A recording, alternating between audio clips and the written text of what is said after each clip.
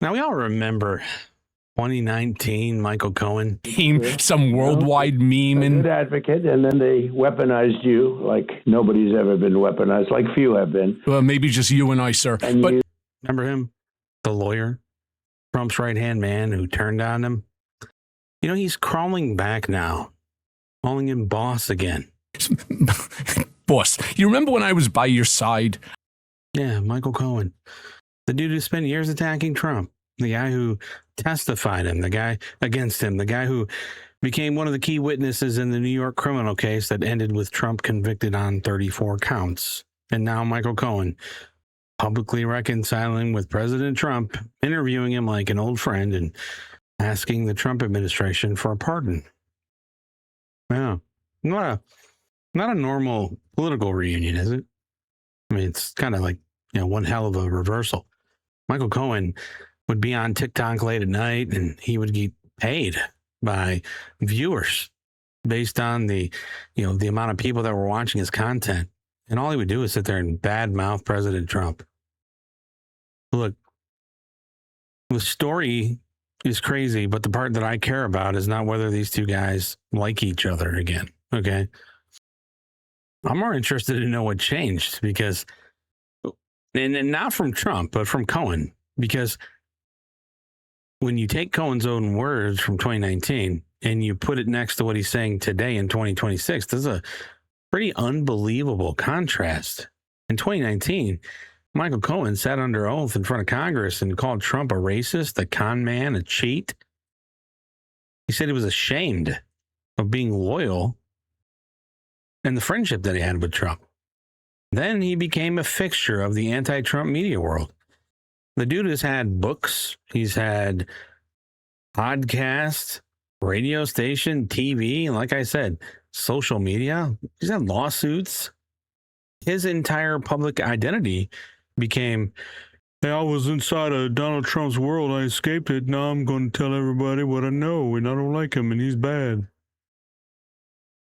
Then when the New York cases came, Cohen was a key witness. There was a civil case, a fraud case, and I think it was a criminal hush money case. In the criminal case, Trump got convicted. He had 34 counts. They said he falsified business records. And Cohen was key to that. Now, whether I believe it or not, that's not the point. The point is, when people talk about Michael Cohen and Donald Trump, we're not talking about two dudes who had an argument and then, eventually just made up. We're talking about a witness whose credibility became part of one of the most consequential prosecutions of Trump. That's why I am looking at this like, what the hell? I mean, Cohen interviewed Trump on his WABC radio show, and that's where all of this is getting traction. It was the first time these two have talked publicly in years.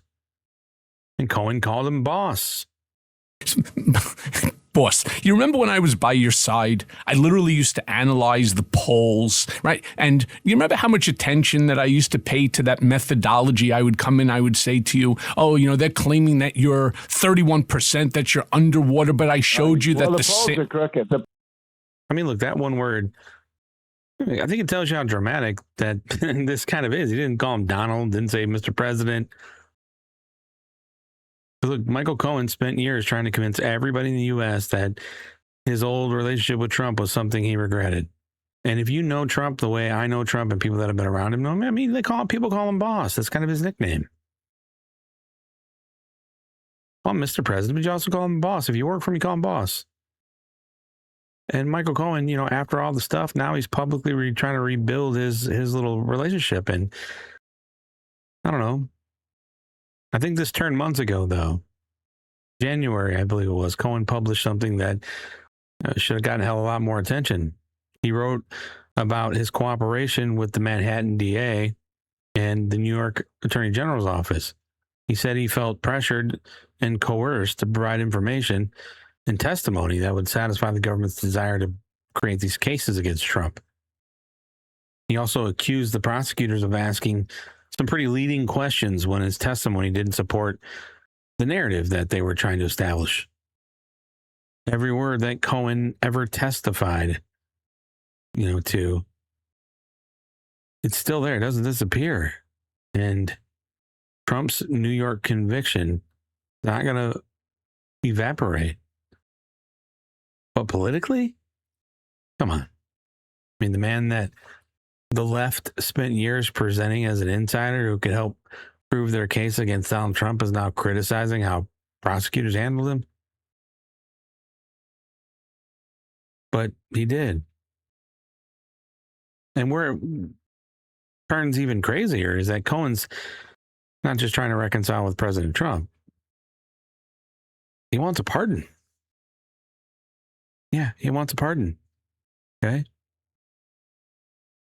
He told CNN that before Joe Biden left office, he'd submitted a pardon application, but Biden denied it. So Cohen says that he took the same application, changed the cover letter from Biden to Trump, and sent it to the Trump administration. And he said that he planned to follow up because he didn't receive any kind of acknowledgement.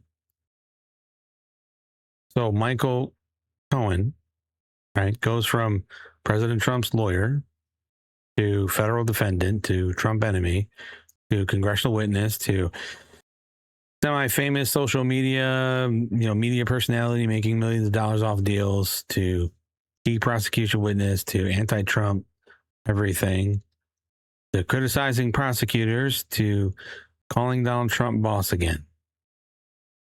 That's a pretty, close. That's a pretty wide circle. But look, I think people are gonna make this story too simple. I mean, some people are gonna say, "Oh, see, Michael Cohen lied about everything." But I think this story is more about the fact that Cohen will probably shop himself around for any advantage that he can get. And Trump's going to forgive him. I can promise you that. That's Trump. He'll forgive him because he's humane. I think he even said on the show something like, and I'll play the clip here. I can't remember if it was then or somewhere else, but said something about he respected Cohen for, rescinding his statements. Yeah, me too, but I don't consider mine, mine was at a level that nobody's ever seen before. But they weaponized you, they weaponized a lot of people. And I respect the fact that you recanted everything you said. And that's a big thing that you did. That's a very big thing. Sir, you may remember. But the other side of it's going to say that, this is just Michael Cohen being Michael Cohen, wanting attention, wanting proximity to power, wanting a pardon. It could be true. But the answer to that doesn't erase the fact that, he made these statements back then and in January, because whether you trust Michael Cohen or not, the 2016, 2019 version or the 2024, you still have the same problem, credibility. If you believed him when he was attacking Trump, you now have to explain why you suddenly don't care when he says prosecutors pressured him.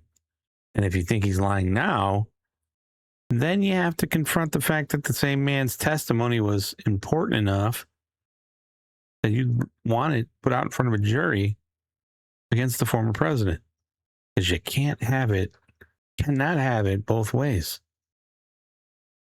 Liberals. And that's why I keep coming back to this system that we have. Again, 2019, Cohen told Congress Trump was a racist, a con man, and a cheat.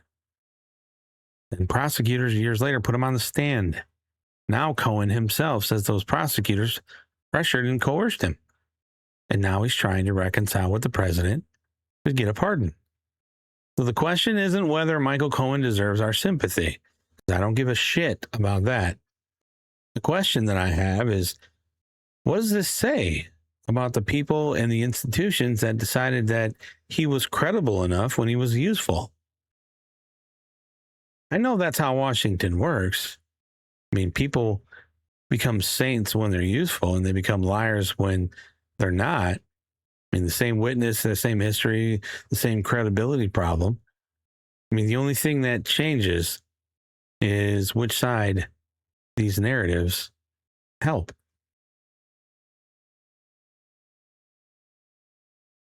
He wrote books about the president. I mean, come on. But look, I think President Trump's I think he's gonna pardon him or whatever. I don't know if he'll pardon him, but I think he'll forgive him and whatever. It's his prerogative. I'll still respect the president for it. He's a bigger man than me. I want to know what's going on with what he said in January. That's what I want to know.